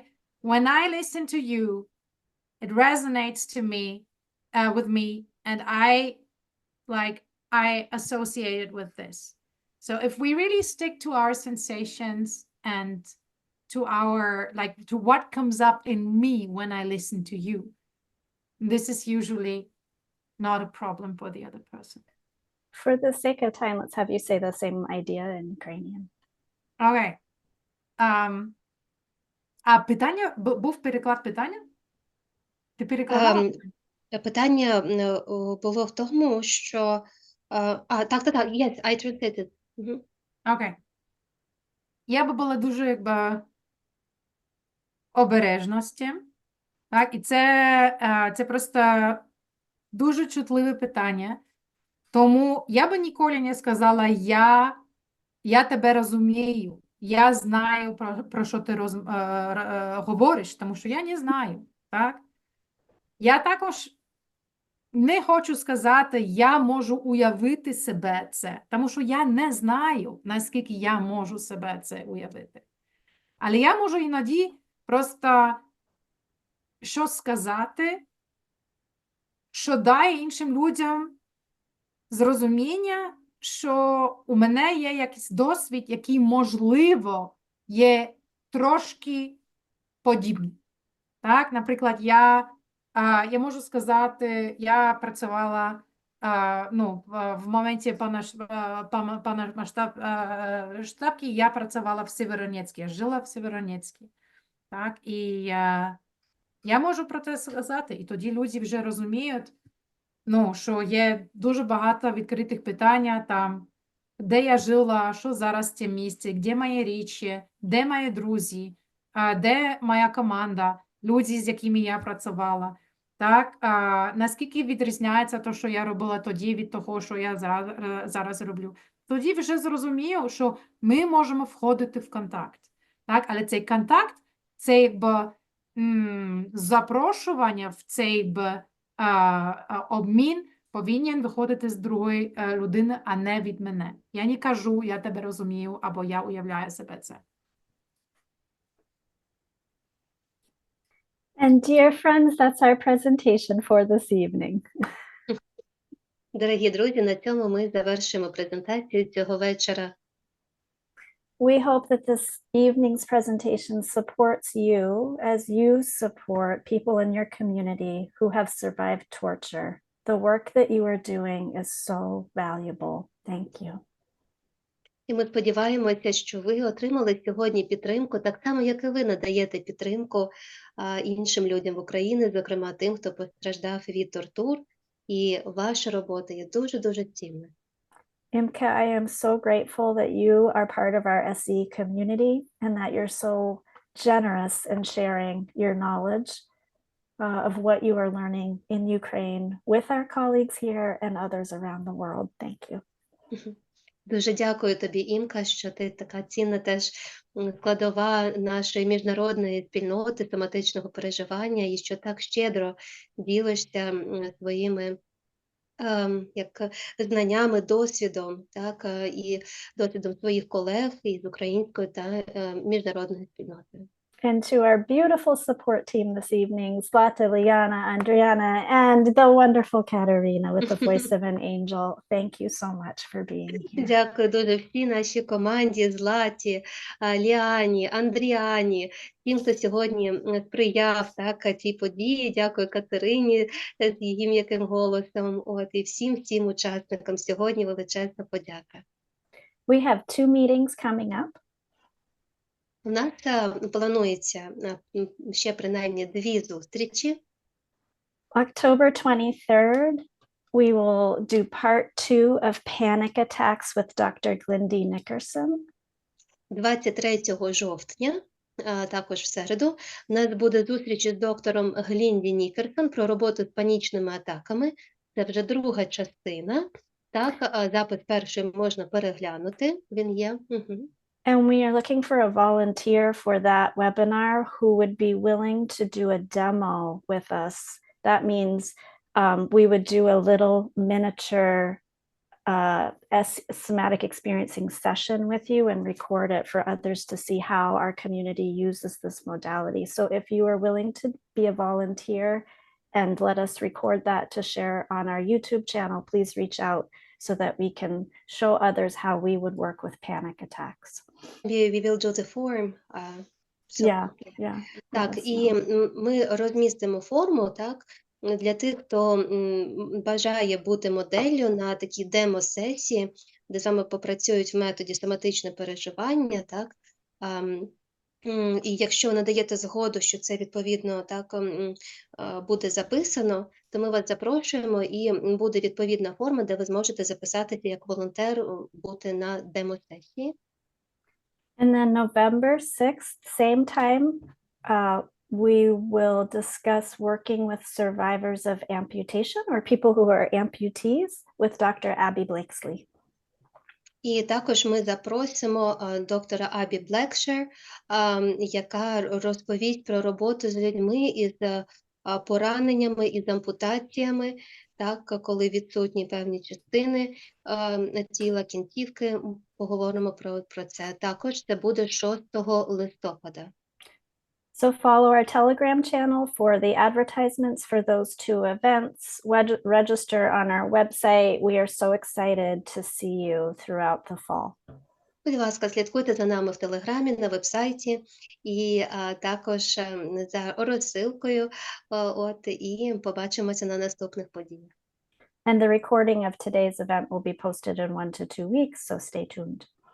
Сьогоднішня подія записувалася, вона буде розміщена на нашому каналі протягом 1-2 тижні.